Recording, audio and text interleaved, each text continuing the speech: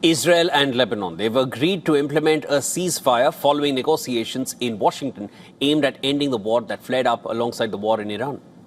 Well, according to a joint statement released with the United States, the ceasefire is contingent on a complete cessation of fire from the Iran-backed Hezbollah.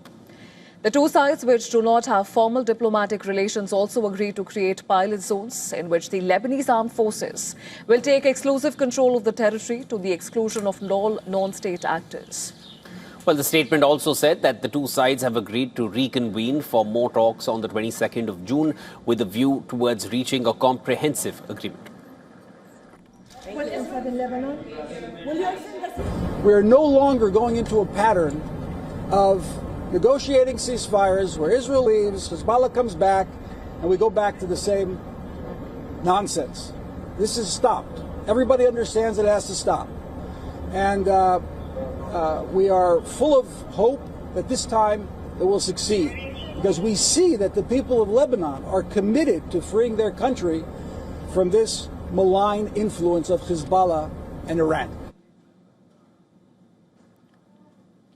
Israel and Lebanon had previously agreed to a cessation of hostilities back in April. That was then extended in May, but violence continued. On Wednesday, Israeli strikes killed at least 9 people, including 2 paramedics in southern Lebanon, as the Iran-backed group Hezbollah said that it fired rockets into northern Israel.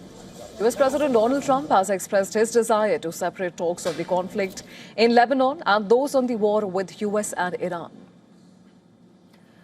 However, Iran's foreign minister has a different story to tell. Abbas Araghchi has warned that any attack on Beirut would trigger a full-scale resumption of the West Asia war. Araghchi also said that Iran's armed forces are ready to strike Israel if it attacks Beirut. He also said that no tangible progress has been made in negotiations to end the war, and this was in sharp contrast to what Donald Trump said in the Oval Office.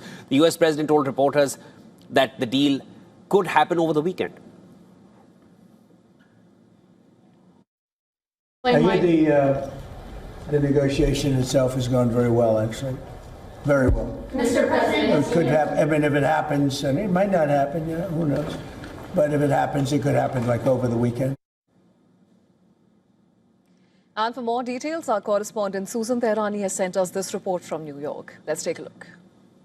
a significant development as Israel and Lebanon agree to a ceasefire, because it marks the first time a concrete step has been taken to end the conflict, and both sides do agree not to a ceasefire but actually implementing it.